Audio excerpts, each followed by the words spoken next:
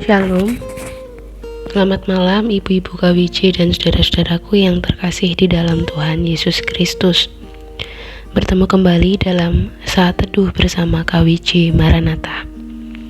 Malam ini bersama-sama kita akan mendengarkan sabda Tuhan yang terambil dari 1 Korintus pasal 14 ayat 26 sampai 33.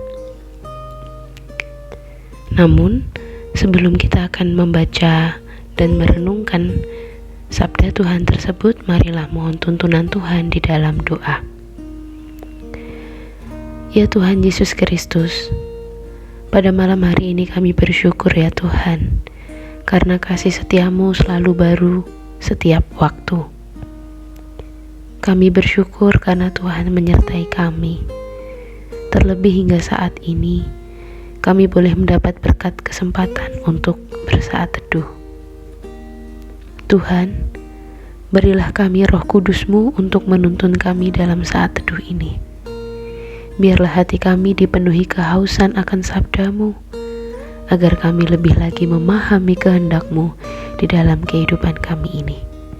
Terima kasih ya Tuhan. Di dalam nama Tuhan Yesus Kristus kami berdoa. Amin.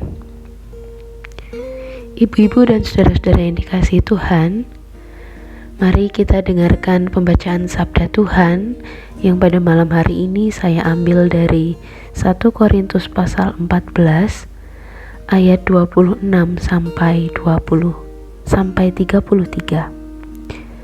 1 Korintus pasal 14 ayat 26 sampai 33. Jadi, bagaimana sekarang saudara-saudara? Bila mana kamu berkumpul, hendaklah tiap-tiap orang mempersembahkan sesuatu. Yang seorang mazmur, yang lain pengajaran, atau penyataan Allah, atau karunia bahasa roh, atau karunia untuk menafsirkan bahasa roh. Tetapi semuanya itu harus dipergunakan untuk membangun. Jika ada yang berkata-kata dengan bahasa roh, biarlah 2 atau sebanyak-banyaknya 3 orang, seorang demi seorang, dan harus ada seorang lain untuk menafsirkannya. Jika tidak ada orang yang dapat menafsirkannya, hendaklah mereka berdiam diri dalam pertemuan jemaat dan hanya boleh berkata-kata kepada dirinya sendiri dan kepada Allah. Tentang nabi-nabi, baiklah 2 atau 3 orang di antaranya berkata-kata, dan yang lain menanggapi apa yang mereka katakan. Tetapi jika orang lain yang duduk di situ mendapatkan penyataan, maka yang pertama itu harus berdiam diri. Sebab kamu semua boleh bernubuat seorang demi seorang, sehingga kamu semua dapat belajar dan beroleh kekuatan. Karunia nabi takluk kepada nabi-nabi, sebab Allah tidak menghendaki kekacauan, tetapi damai sejahtera. Amin. Ibu-ibu dan saudara-saudara yang dikasihi Tuhan Yesus Kristus, tema renungan pada malam hari ini adalah muliakan Tuhan dengan karunia-Mu. Saudara-saudara, tentu kita mengamini bahwa setiap orang diberi karunia oleh Tuhan. Karunia yang diberikan Tuhan itu berbeda antara satu orang dengan yang lain. Karunia yang diberikan tentunya memiliki maksud untuk setiap perbuatan baik yang dapat membangun sebuah persekutuan. Ada yang memiliki karunia untuk mengajar, ada yang memiliki karunia untuk memimpin menyanyi misalnya, ada yang memiliki karunia untuk mengatur segala keperluan, baik di gereja maupun di dalam keluarga, dan bermacam-macam karunia yang lain yang tidak dapat saya sebutkan satu persatu yang tentu semua kita miliki. Namun satu yang pasti, kita semua menjadi bagian dari rencana Tuhan dalam menyatakan keselamatan bagi dunia ini melalui setiap karunia yang kita miliki. Di dalam bacaan kita pada malam hari ini, kita melihat Paulus sedang mengingatkan jemaat Korintus atas setiap karunia yang mereka miliki. Memang jemaat Korintus ini terkenal memiliki ciri khusus, yakni penggunaan karunia rohani atau yang biasa disebut dengan karisma.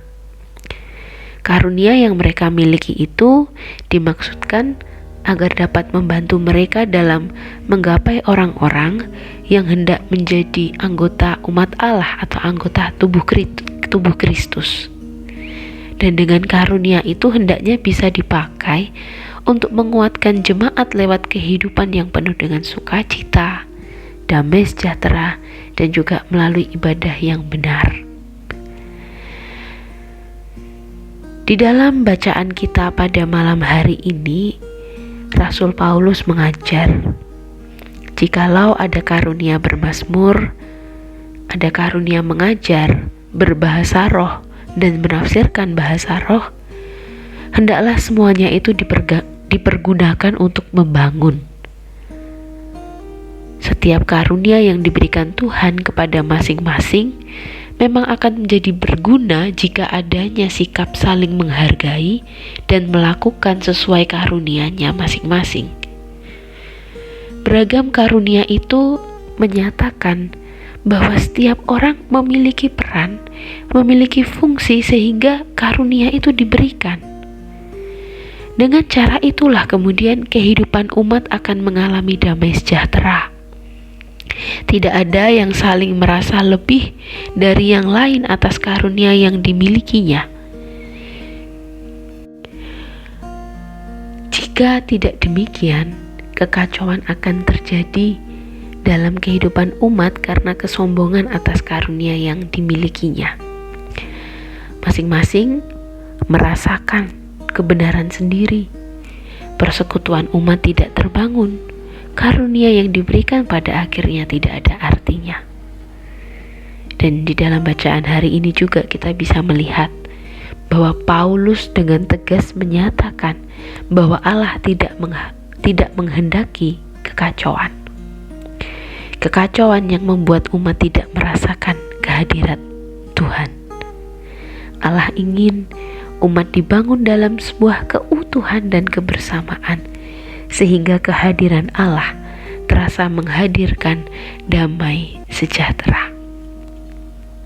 Ibu-ibu dan saudara-saudaraku yang terkasih di dalam Tuhan Yesus Kristus, bacaan hari ini mengingatkan bagi kita semua, karunia dari Allah juga ada dalam diri kita.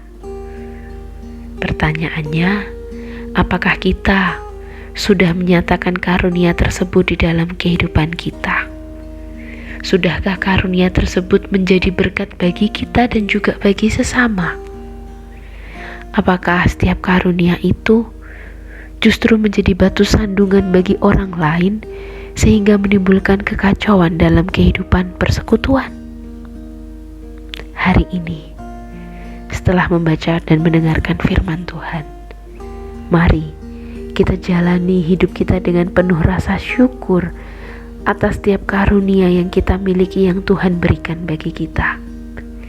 Dan juga marilah kita menghargai setiap karunia sesama, semuanya bagi pembangunan dan pertumbuhan iman diri kita sendiri maupun di dalam jemaat Tuhan.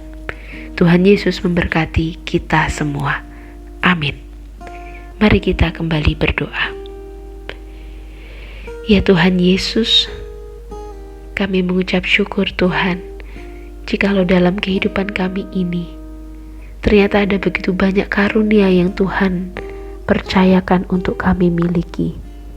Ya Bapa, kiranya Engkau memberi kekuatan bagi kami untuk mengelola setiap karunia yang kami miliki ini Tuhan. Semuanya hanya bagi kemuliaan nama-Mu. Dan kiranya Tuhan, karunia yang kami miliki ini boleh menjadi berkat baik untuk kehidupan kami sendiri maupun kehidupan sesama kami. Terima kasih ya Tuhan, kami hendak melanjutkan kehidupan kami dengan setiap pergumulan yang kami hadapi. Kiranya Tuhan, Engkau tetap memberi kekuatan bagi kami. Terima kasih ya Tuhan. Di dalam nama Tuhan Yesus Kristus, doa ini kami mohonkan. Terpujilah namamu kekal untuk selama-lamanya. Amin.